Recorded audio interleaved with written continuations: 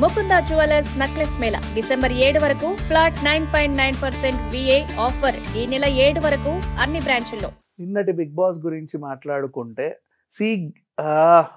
గెలవచ్చు తప్పు లేదు, మోసం చేసి గెలవచ్చు తప్పు లేదు, కన్నింగ్గా గెలవచ్చు తప్పు లేదు, కానీ అవతల ఆటగాడు నీకన్నా బలంగా ఉన్నాడని అనుకొని అతన్ని ఆడకుండా చేసి నువ్వు గెలవడం అనేది చాలా తప్పు. ఎట్లా అంటే మనం పాత సినిమాల్లో చాలా చూసాం. సైకిల్ రేస్ వస్తూ ఉంటే కొంచెం దూరం వెళ్ళిన తర్వాత వాళ్ళ సైకిల్ని తన్నేసి వీళ్ళు ముందుకు వెళ్ళిపోతారు.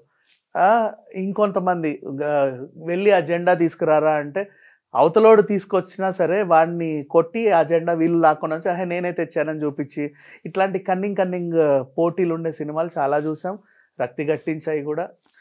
ఇప్పుడు పవన్ కళ్యాణ్ అనే వ్యక్తి బిగ్ బాస్కి ఎంటర్ అయినప్పుడు పెద్దగా గ్రాఫ్ లేదు, తర్వాత మంచిగా ఆడుతున్నాడు, బాగానే కనబడుతున్నాడు అని చెప్పేసి కొంచెం లేపాం.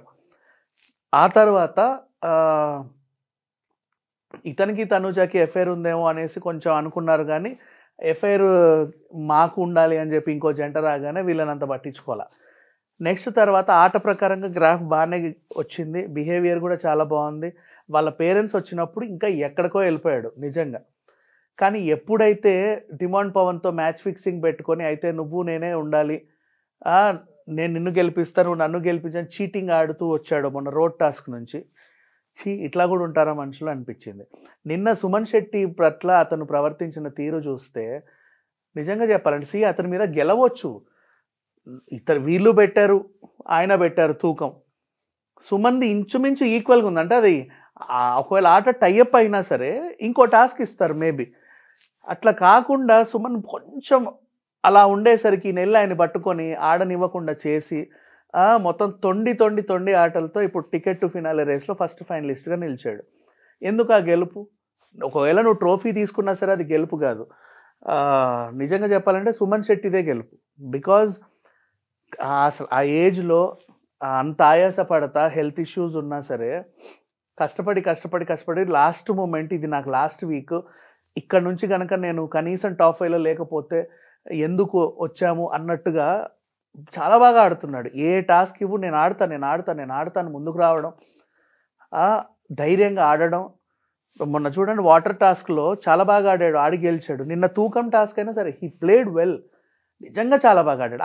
ఆ కుర్రాడు ఆర్మీ అబ్బాయి, బాగా ఎక్స్పీరియన్స్ ఉంటుంది కాబట్టి పరిగెత్తి చక్కగా ఆడొచ్చు. ఇతనికి ఎనర్జీ లెవెల్స్ అతనితో చూసుకుంటే తక్కువే, అయినప్పటికీ లాస్ట్లో ఇతను తూకం వేయబోతున్నాడని తెలిసి ఆయన నింపుకొని ఈయనను పట్టుకోవడం అది చాలా ఇదనిపించింది. మరి అంటే ఒకరు గెలుపుని చూసి మరి ఈర్ష అసూయ కూడా పడవచ్చు, కానీ ఇట్లాంటి పనులు అయితే చేయకూడదు. సరే మొదటి ఫైనలిస్ట్ అయితే అయ్యాడు, తొండిగానే అయ్యాడు. మరి ఇలాంటి వాళ్ళు టైటిల్ విన్ అయినా సరే జనాల మనసులు అయితే గెలవలేరు. ఇప్పటివరకు నాకు ఇష్టమే డెమన్ పవన్ అంటున్నారు, రిపీట్ నాకు ఇష్టమే ఈయన పవన్ కళ్యాణ్. వాళ్ళ పేరెంట్స్ వచ్చినప్పుడు కూడా అరే భలే సోల్జరు, జనాల నుంచి వచ్చాడు, చాలా కష్టాలు పడ్డాడు చిన్నప్పుడు, ఫైనాన్షియల్గా చాలా స్ట్రగుల్స్ అయ్యారు, ఇప్పటికీ వాళ్ళ పేరెంట్స్ ఫైనాన్షియల్గా ఇబ్బంది పడుతూనే ఉన్నారు. ఇతను కొంచెం డెవలప్ అయ్యి, అంటే ఆర్మీలో ఉంటే ఎంత సంపాదిస్తారో తెలియదు, కానీ ఇప్పుడు మాత్రం తనకు వచ్చిన క్రేజ్తో కొద్దో గొప్ప అయితే మంచిగా సంపాదించి వాళ్ళకి పేరెంట్స్కి మంచి ఇల్లు కట్టించి తను కూడా హ్యాపీగా లీడ్ చేసే అవకాశం అయితే వచ్చింది.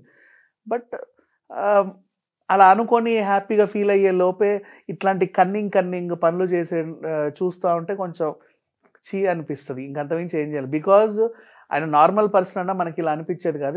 ఈజ్ అన్ ఆర్మీ నుంచి వచ్చిన మనుషులు అంటే సాటి మనిషికి సహాయపడగలగాలి.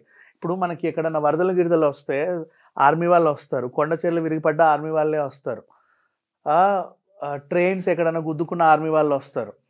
జనాలకి హెల్ప్ చేయాలి, సాటి మనిషికి నీ దగ్గర ఉన్నదంత ఇవ్వాలి. కానీ అక్కడ నీ తూకం గెలుపు కోసం ఇతన్ని పట్టుకున్నావు చూసావా, అక్కడ ఎందుకో అసహ్యం వేసింది. అంతమించి ఇంకేం చెప్పలేం.